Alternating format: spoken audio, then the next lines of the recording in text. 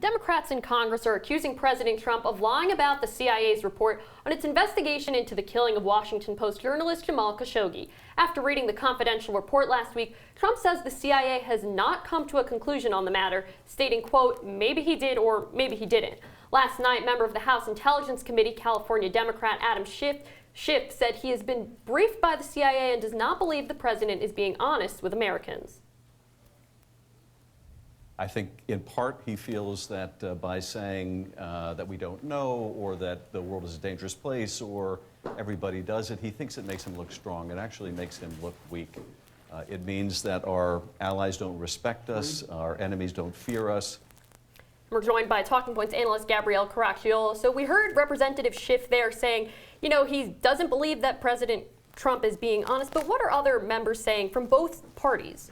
Yeah, so this is just the latest in a string of different Republicans and Democrats kind of agreeing that President Trump is not telling the full story and not completely telling the truth. You have Senator Mike Lee, a Republican, Senator Ben Sasse, another Republican, who are saying that they're contradicting the president's statements on the CIA's investigation, and they're urging the administration to be more truthful with the American people. And then just this afternoon, Senator John Cornyn said that Jim Mattis and Mike Pompeo are going to be briefing the Senate on Wednesday. So while we've only heard from a few senators and representatives from both parties thus far, on Wednesday we can definitely expect to hear from more.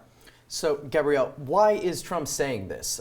What's his motive for kind of putting this out there and going against the CIA? And do we have any precedent for anything like this in history or the past? So we just heard Representative Schiff saying that he thinks Trump's trying to appear strong. There's this other kind of realist argument that sometimes you need to be friends with the kind of, quote, bad guys in the world if you share common interests. And President Trump is saying that he wants Saudi Arabia to remain a steadfast partner.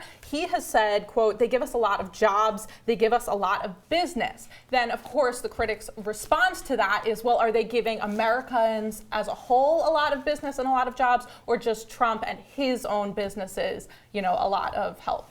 So President Trump, like you said, wants Saudi Arabia to remain a steadfast partner of the U.S., but what does Saudi Arabia want? How have they been responding to this? So Saudi Arabia has been very critical of the CIA's report. They have said that the CIA is unreliable, and then they are citing that the CIA's conclusion back in 2003 that Iraq possessed chemical weapons before the U.S. invaded, and kind of shows precedent that the CIA is not reliable and shouldn't be trusted. So, and now the Crown Prince is actually on his first tour following this killing right now, and Saudi Arabia is warning that anyone who's critical of him or accusing him of having part in this is crossing a red line, and that there are going to be consequences.